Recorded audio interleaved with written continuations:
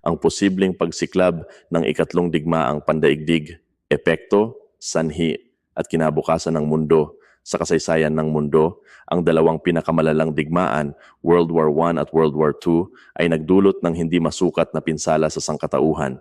Milyon-milyong buhay ang nawala, maraming bansa ang nawasak at nagkaroon ng matinding pagbabago sa pandaigdigang politika at ekonomiya. Ngayon, sa panahon ng makabagong teknolohiya at lumalalang tensyon sa pagitan ng mga makapangyarihang bansa, isa sa mga pinakakinatatakutang posibilidad ay ang pagsiklab ng ikatlong digmaang pandaigdig o World War III. Sa artikulong ito, tatalakayin natin ang mga posibleng sanhi ng digmaang ito, ang mga epekto nito sa mundo, at kung paano ito maaaring maiwasan.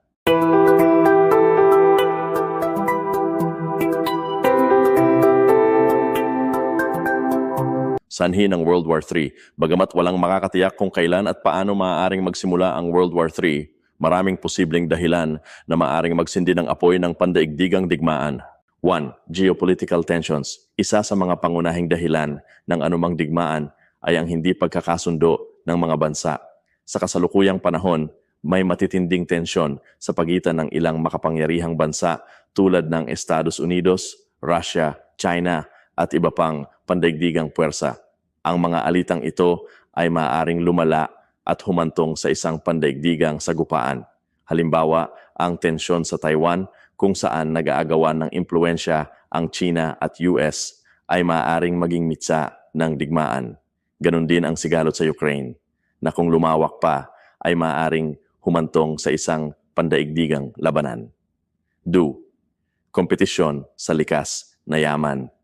Habang patuloy na lumalaki ang populasyon ng mundo, lumiliit naman ang mga likas na yaman tulad ng langis, tubig at pagkain. Dahil dito, maraming bansa ang maaaring makipag-agawan sa mga ito na maaaring maging sanhi ng digmaan.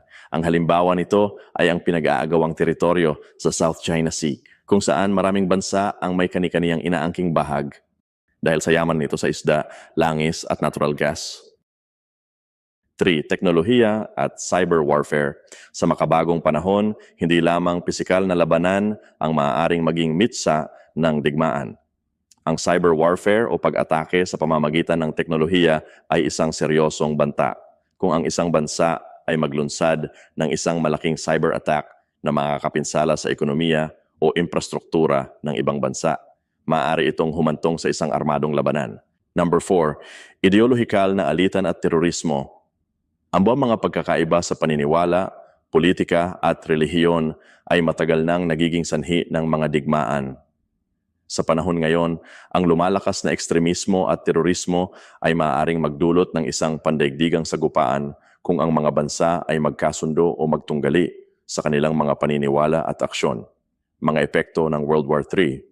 Kung sakaling sumiklab ang ikatlong digmaang pandaigdig, tiyak na magiging mas malala ito kaysa sa mga naunang digmaan.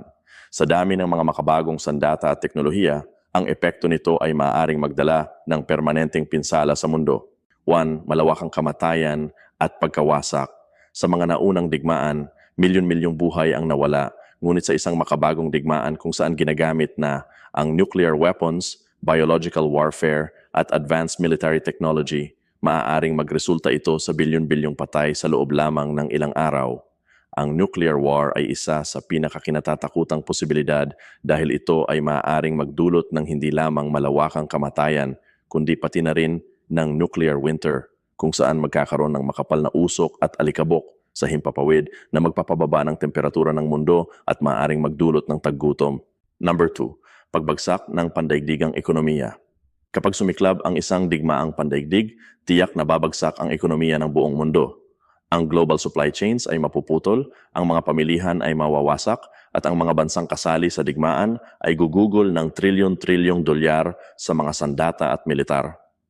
Ang mga mahihirap na bansa ang unang matatamaan at maaaring bumagsak ang maraming ekonomiya sa mahabang panahon. 3. Paglaganap ng gutom at kahirapan dahil sa pagkawasak ng mga industriya at infrastruktura, maraming bansa ang maaaring makaranas ng matinding gutom at kahirapan. Maraming mamamayan ang mapipilitang lumikas at maging refugee na magdudulot ng krisis sa maraming bahagi ng mundo. Number 4, pagkasira ng kalikasan. Ang isang pandaigdigang digmaan ay hindi lamang makakaapekto sa mga tao, kundi pati na rin sa ating kapaligiran. Ang paggamit ng nuclear weapons ay maaaring magdulot ng radiation na tatagal ng daan-daang taon. At ang pagsabog ng mga bomba ay magpapataas ng polusyon sa hangin, tubig at lupa. Ang mga forest fires, oil spills at iba pang ekolohikal na sakuna ay maaaring maging malawak at permanenteng sirain ang natural na ecosystem ng mundo. Paano may iwasan ang World War III? Bagamat nakakatakot isipin ang posibilidad ng isang pandaigdigang digmaan, may mga hakbang na maaaring gawin upang ito ay maiwasan. 1. Diplomasya at pandaigdigang pakikipagtulungan. Ang epektibong komunikasyon at diplomasya sa pagitan ng mga bansa ay isang mahalagang hakbang upang maiwasan ang digmaan. Ang mga pandaigdigang organisasyon tulad ng United Nations, UN, ay may mahalagang papel sa pagpapanatili ng kapayapaan at pagresolba ng mga hidwaan sa pamamagitan ng negosasyon. 2. Pagbabawas ng nuclear weapons. Ang pagkakaroon ng maraming bansang may kakayahang gumamit ng sandatang nuclear ay isang malaking banta sa mundo. Kung ang mga bansa ay magkakasundo na bawasan ang kanilang nuclear arsenal, maaari nitong mabawasan ang panganib ng nuclear war. 3. Pag-iwas sa extremism at propaganda. Ang paglaganap ng maling impormasyon at propaganda ay maaaring magdulot ng hidwaan.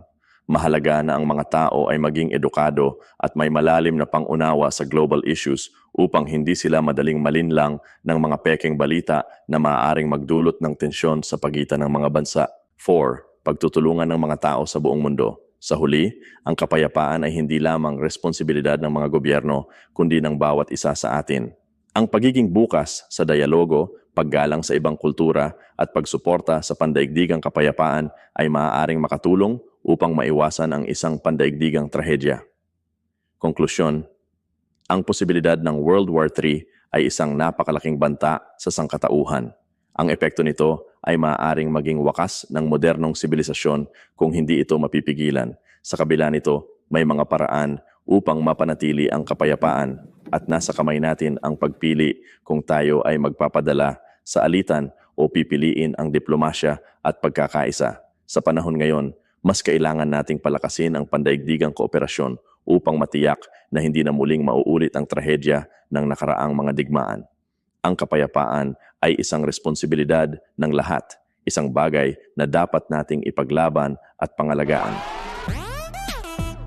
Don't forget to like, share, and subscribe and hit the notification bell para ma-update kayo sa mga bagong video.